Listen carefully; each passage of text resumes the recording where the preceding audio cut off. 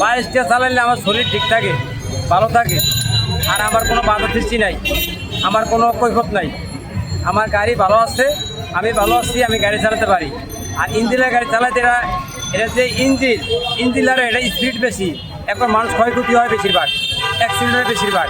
তো কাজে এটা সৈরাসের শেখ হাসিনা এটা লামাই দিয়ে গেছে, ওই সৈরাসের শেখ হাসিনা এখন নাই।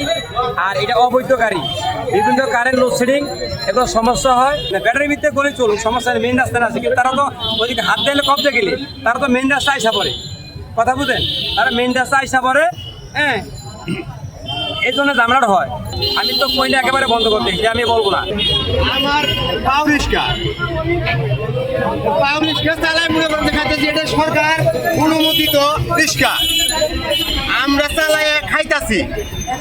এখন অটোওয়ালারাও চালাবো, হে করে মনে করেন যে অটোওয়ালা করে চালাই আমরা পারি না কি রে, অটো দেখলে আমার রিক্সায় উঠে না।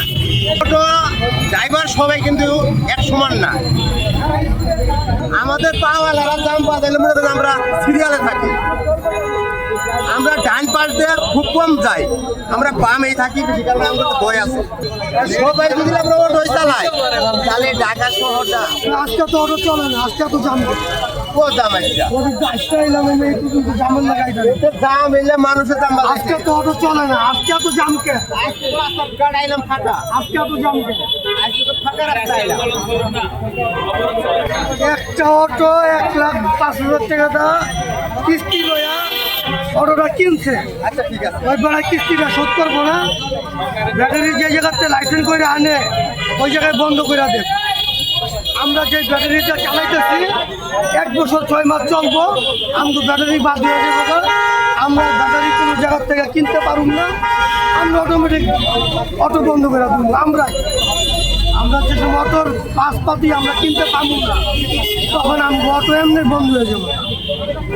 মেইন জায়গায় যে জায়গায় আপনার ব্যাটারি বিক্রি করে ওই জায়গায় বন্ধ করে দেন। অটো আমিও চালাইলাম কয়দিন, অটো চালাইলে সমস্যা হলো বেশি, অটোর মধ্যে ঠিকমতো ব্রেক নাই, তাই মাইকের মধ্যে যাই মনে করেন আমরা মাই যাই দেই ব্রেক আছে, ওই ব্রেক আছে অটো, এলে রিস্কের অটো, এলে কোনো ব্রেকই না, এলে ব্রেক কাজ করে না। অ্যাক্সিডেন্ট হয় না। 10 লাখ অটো আছে, একটা অ্যাক্সিডেন্ট হইতেই পারে, ইচ্ছাকৃতভাবে তো অ্যাক্সিডেন্ট করে না। ইচ্ছাকৃত বা কেউ একটিতে হয় না। কথা হলো যে এই রিস্কের অটোগুলো, এই রিস্কের অটোগুলো আসলে এলে ভয়ঙ্কর বেশি, পুরো ব্রেক মানে না, যেগুলো আমরা পাও দিয়ে করি ওইলে ঠিক আছে। সব অটোওয়ালারা তো আপনার অ্যাক্সিডেন্ট করে না। আমরা নিচে দিয়ে চালাইলে আমরা 400 টাকা জমা দেই, 400 টাকা জমা দিয়ে আমাদের 200-300 টাকাও থাকে না নিচে দিয়ে চালাইলে। অ্যাক্সিডেন্টের কথাটা আসলে বললেন যে অটোরিকশাটা আসলে বেশি অ্যাক্সিডেন্ট করে, এইটার জন্য আপনাদেরকে বন্ধ করতে চাই।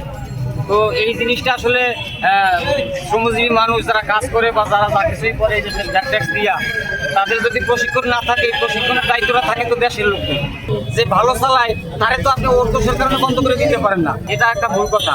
ডাউন সাইড দিয়ে যারা চালায় বা চালাইছে সেই অভিযোগ আপনারা করেন, সেটা আপনারা বন্ধ করেন। আমরা যদি আমার রিক্সালার কথা শোনে না, পায়ের রিক্সাটা এখন বর্তমান দুনিয়ায় ভাই, পায়ের রিক্সাটা চালানো একটা পরিশ্রম, এটা আপনারা মানে দুনিয়াটা কত দিকে আগে গেছে সারা বিশ্ব, আর আমরা এখন আপনাদের পায়ের রিক্সা দিয়ে গাড়ি করে সবাই টানি, তারা চালাইতেছে, আমরা তাদের বিরুদ্ধে কথা বলতে চাই না, কিন্তু তারা চালাইতেছে না পাইয়া, এটাও আপনাদেরকে বুঝতে হবে। অনেকে তারা 100 টাকা জমা দেয়, তাদের অভ্যাস হয়ে গেছে, এখন তারা 400 টাকা জমা দিয়ে আমাদের মতো 24 ঘন্টা রাস্তায় তারা থাকতে পারে না, যার কারণে তারা চালায় না। এসব ইস্যু না ভাই, অ্যাক্সিডেন্ট করে, ব্রেক কম, এইটার জন্য আপনারা অন্য কোনো চিন্তা ভাবনা করলে সরকার অন্য কোনো কিছু করার চেষ্টা করবে যে আমরা উপরে চালাইতে চাই না। আমরা আপনাদের কাছে দাবি করি না যে আমরা রাজধানীর উপরে চালাইতে চাই। সরকার যেন এবারেও অনুমতি দেয়, আর যেন আপনার এই আপনি মেন সড়ক গুলে বাদে ধরে আর নিয়ন্ত্রণে বান্ধে যেন অটো চালায়, অটো দিয়ে উঠছে। যদি অবৈধ হয়ে থাকে তাহলে আপনারা এক্সপোর্ট ইম্পোর্ট বন্ধ করে দেন, আমরা পাবো না, কিনবো না, চালাবো না। এই কথাটা আপনারা বলেন যে রিক্সা, ব্যাটারি চালিত রিক্সা অবৈধ, এটা কি শ্রমিকরা আনছে না পাবলিক আনছে?